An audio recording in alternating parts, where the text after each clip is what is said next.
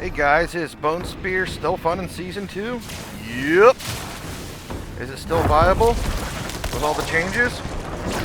Yep.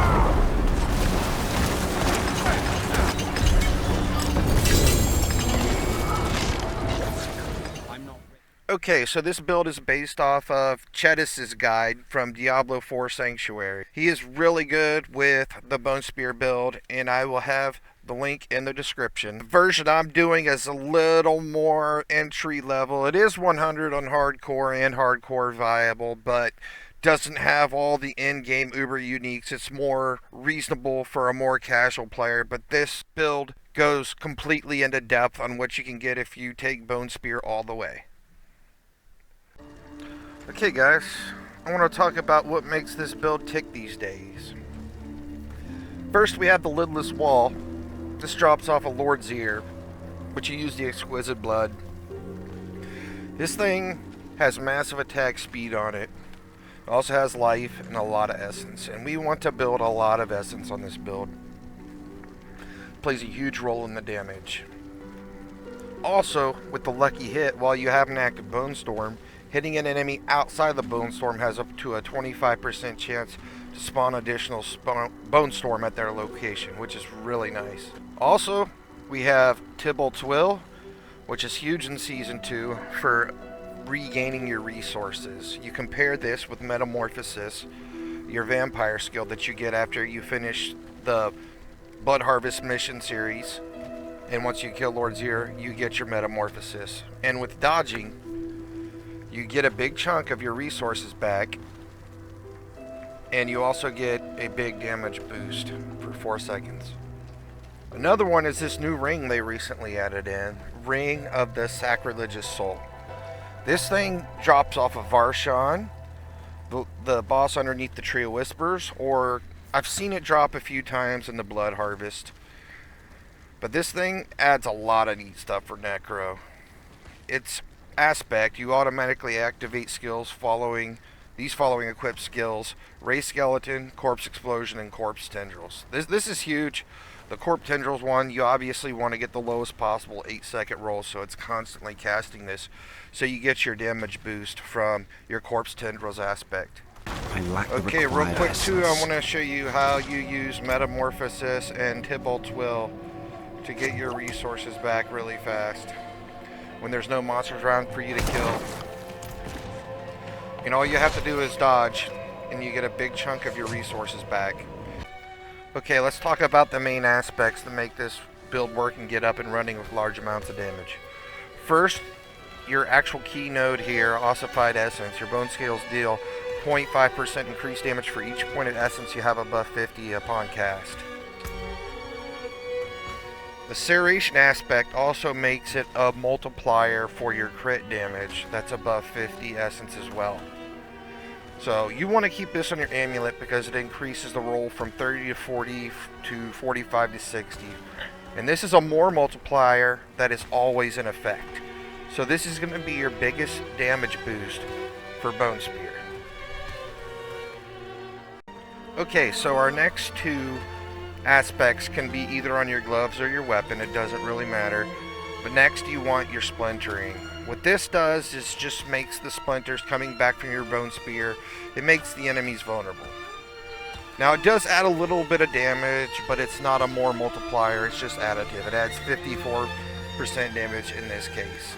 But the main thing we're using this for is the vulnerability. Okay, next we have Grasping Vines. Now this is also a more multiplier, but it's not up all the time. Whenever your Grasping Vine grabs enemies, it gives you a 6-second buff that lets you have increased crit and a more damage boost multiplier, which is huge, but you also need a corpse, and the tendrils have to touch something for this to be activated.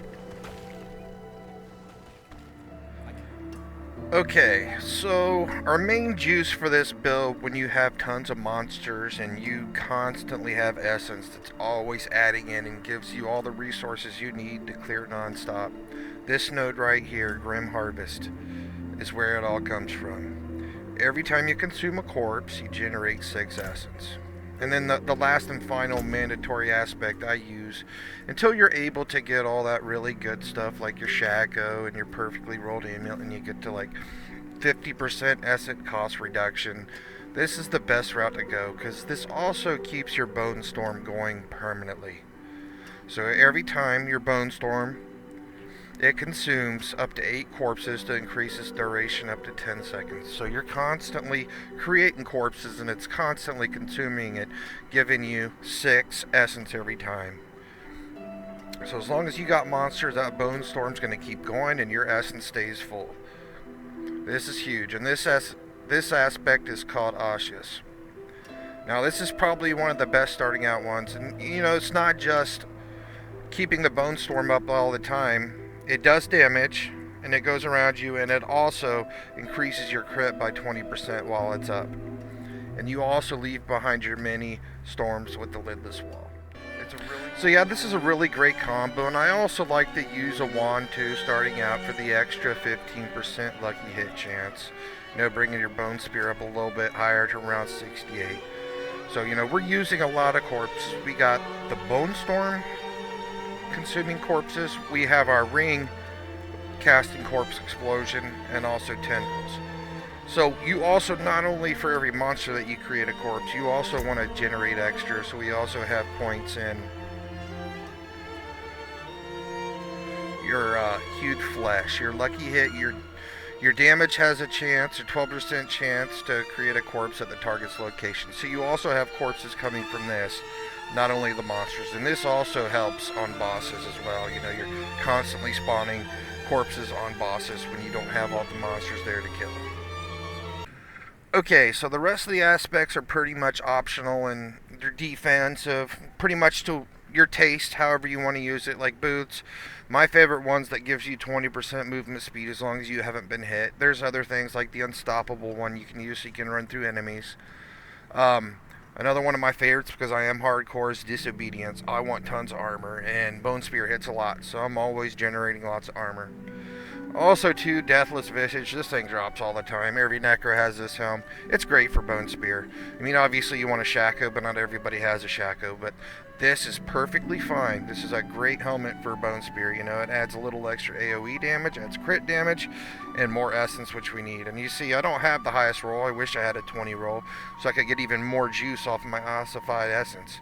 But it's a great helmet. Works fine. Okay, guys, I hope this Bone Spear guide helped you out. Remember the link in the description for the actual build setup, the Paragon board, and all the stats you need. Don't be scared to use the garbage armor I use, you know, until you get all the right stuff that you need. It takes time. You get to 100 so fast now these days. You still have bad gear when you hit to 100. You just got to put in that grind and get all the really good stuff. Thanks for watching, and here's some footage of the actual build. One last note, if you are running the Osseous aspect and you don't have Ring of Starless Skies and you're wanting to keep your Bone Storm up at all times, if you're having any issues with that, you can also take Corpse Explosion off your hotbar, and it won't consume the corpses and save some more for Osseous. That will help you keep your Bone Storm up longer.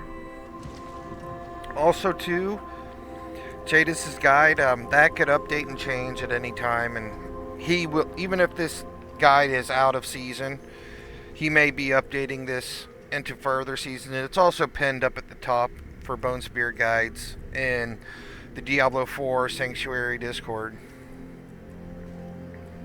Not while I'm in town. I'm not ready yet.